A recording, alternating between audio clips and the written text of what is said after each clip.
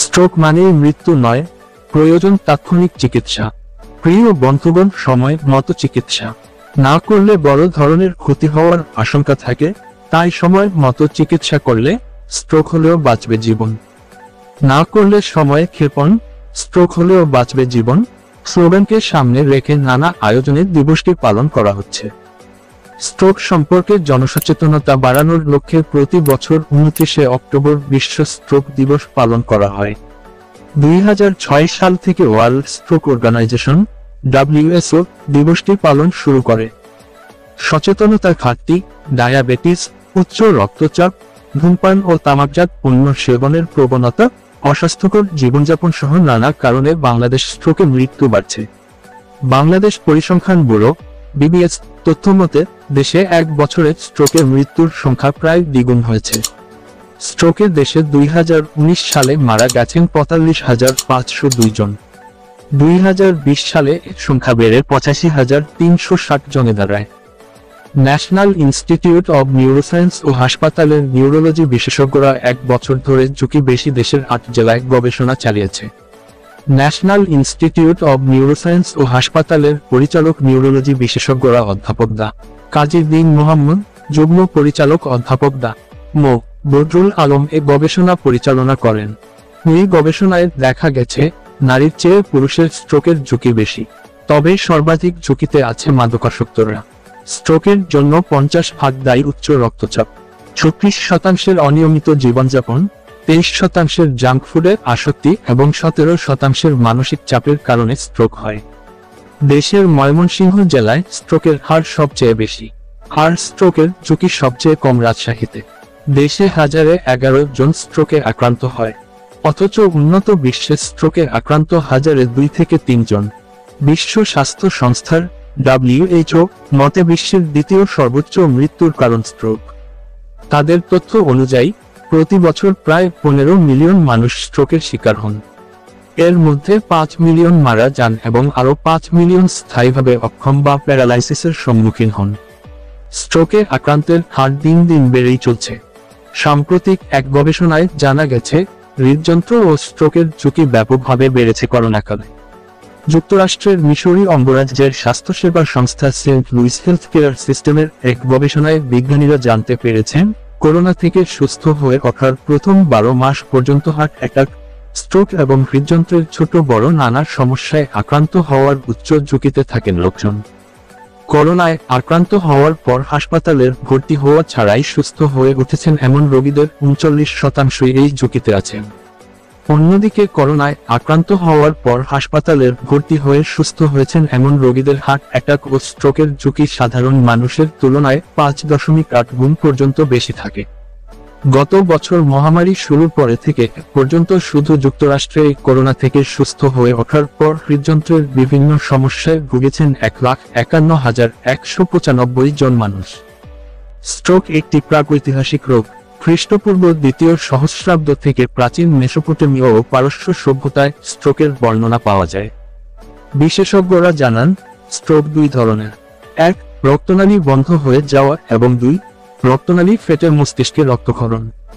স্ট্রোকের লক্ষণগুলো হলো শরীরের ভারসাম্য রাখতে সমস্যা হওয়া, কথা জড়িয়ে যাওয়া, হঠাৎ করে চোখে কম দেখা, মাথা ঘোরানো, অচেতন হয়ে পড়া, শরীরের একদিক অবশ হয়ে যাওয়া ইত্যাদি।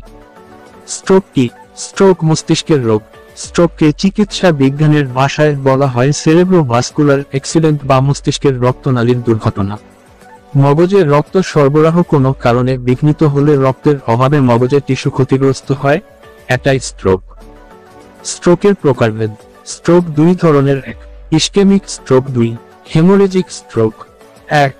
যখন মস্তিষ্কের রক্তনালীতে কোনো কিছু জমাট বাঁধে, যার ফলে রক্তনালিকা বন্ধ হয়ে যায় এবং মস্তিষ্কের আক্রান্ত স্নায়ুকোষগুলো অক্সিজেনের অভাবে মারা যায়, তখন একে ইসকেমিক স্ট্রোক বলে। 85% স্ট্রোকই ইসকেমিক স্ট্রোক। 2.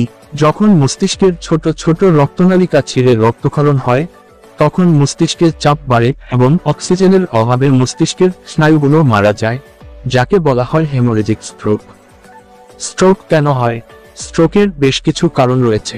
অপরিবর্তনশীল কারণ: বয়স বাড়ার সঙ্গে স্ট্রোকের ঝুঁকি বাড়ে। ছেলেরা মেয়েদের তুলনায় বেশি আক্রান্ত হয়। বংশগত কারণ, পুরনো হার্টের রোগী বা রক্তনালীর রোগীদের ঝুঁকি বেশি। পরিবর্তনশীল কারণ, উচ্চ রক্তচাপ, ডায়াবেটিস, রক্তনালীতে চর্বি জমে যাওয়া, ধূমপান, জর্দা, তামাক জাতীয় দ্রব্য সেবন, স্থূলতা, রক্ত জমাট বাঁধার উপাদানের অভাব, জন্মনিয়ন্ত্রণ বড়ি সেবন ইত্যাদি। স্ট্রোক বুঝবেন কিভাবে? তারা চিহ্ন হঠাৎ শরীরের একদিক দুর্বল বা অবশ হয়ে যাওয়া, তারা চিহ্ন মুখের দিকে বেঁকে যাওয়া, তারা চিহ্ন কথা বন্ধ বা জড়িয়ে যাওয়া, তারা চিহ্ন দেখতে অসুবিধা হওয়া কিংবা কোনো জিনিস দুটি করে দেখা, তারা চিহ্ন অজ্ঞান হয়ে যাওয়া এবং অতিরিক্ত মাথা ব্যথা ও বমি হওয়া, তারা চিহ্ন খিঁচুনি হওয়া। স্ট্রোকের রোগী চিহ্নিত করতে যা করতে হবে: ফেস, রোগীকে হাসতে বলুন, লক্ষ্য করুন মুখের এক পাশ ঝুলে আছে কি। আর্মস, রোগীকে উভয় বাহু বাড়াতে বলুন, কোন বাহু কি নিচের দিকে নেমে যাচ্ছে। স্পিচ, রোগীকে একটি সাধারণ বাক্যাংশ পুনরাবৃত্তি করতে বলুন, কথা অস্পষ্ট কিনা। টাইম, আপনি যদি এই লক্ষণগুলোর মধ্যে কোনোটি দেখতে পান তাহলে দ্রুত চিকিৎসকের শরণাপন্ন হন।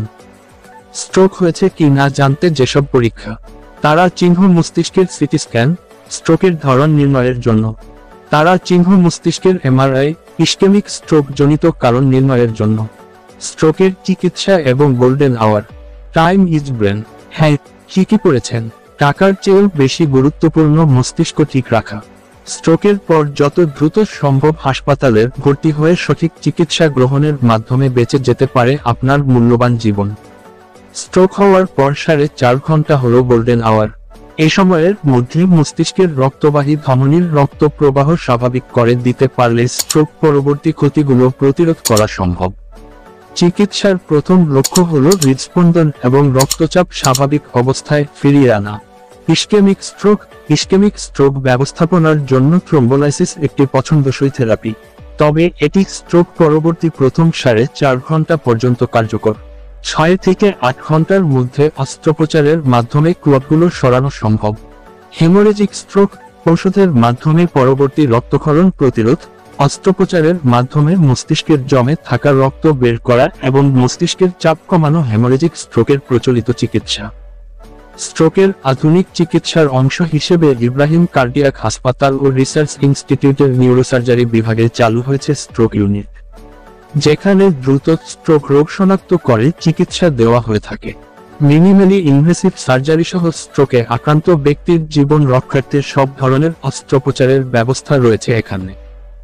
স্ট্রোক পরবর্তী চিকিৎসা, স্ট্রোকের পরবর্তী সময়ে সঠিক পদ্ধতিতে পুনর্বাসনের ব্যবস্থার অংশ হিসেবে ফিজিক্যাল, স্পিচ এবং অকুপেশনাল থেরাপি গ্রহণের মাধ্যমে অনেকে পুনরায় কর্মস্থলে ফিরে যেতে পারেন এবং স্বাভাবিক জীবনযাপন করতে পারেন। স্ট্রোক মানেই মৃত্যু নয়, প্রয়োজন তাৎক্ষণিক চিকিৎসা। বাংলায় একটি প্রচলিত প্রবাদ আছে, সময়ের 1 ফোর অসময়ের 10 ফোর। স্ট্রোকের ক্ষেত্রে সময় অত্যন্ত তাৎপর্যপূর্ণ। স্ট্রোক হলে প্রতি মিনিটে মস্তিষ্কের 19 লাখ স্নায়ু কোষের আনুমানিক 140 কোটি স্নায়ুর মধ্যবর্তী যোগাযোগ নষ্ট হয়ে যায় এবং 12 কিলোমিটার স্নায়ু নষ্ট হয়ে যায়। তবে সঠিক সময়ে সঠিক সিদ্ধান্ত এবং সঠিক চিকিৎসার মাধ্যমে মস্তিষ্কের ক্ষতি ও মৃত্যুর হার কমানো যায়। বন্ধুরা, ফেসবুক থেকে দেখলে পেজটি ফলো করে রাখবেন, আর ইউটিউব থেকে দেখলে চ্যানেলটি সাবস্ক্রাইব করে পাশে থাকা বেল বাটনটি ক্লিক করে রাখবেন। ভিডিওটি নিজের বন্ধুদের সাথে শেয়ার করুন, কমেন্ট করে আমাদেরকে জানান নেক্সট কিসের উপর আপনি জিরো টু হিরো ভিডিও দেখতে চান। বন্ধুরা, এই তথ্যগুলো অনলাইনের বিভিন্ন প্ল্যাটফর্ম থেকে সংগ্রহ করা। তথ্যের মধ্যে কোন ধরনের ভুল হয়ে থাকলে সুন্দর দৃষ্টিতে দেখবেন। আজকে এ পর্যন্ত, সবাই ভালো থাকেন।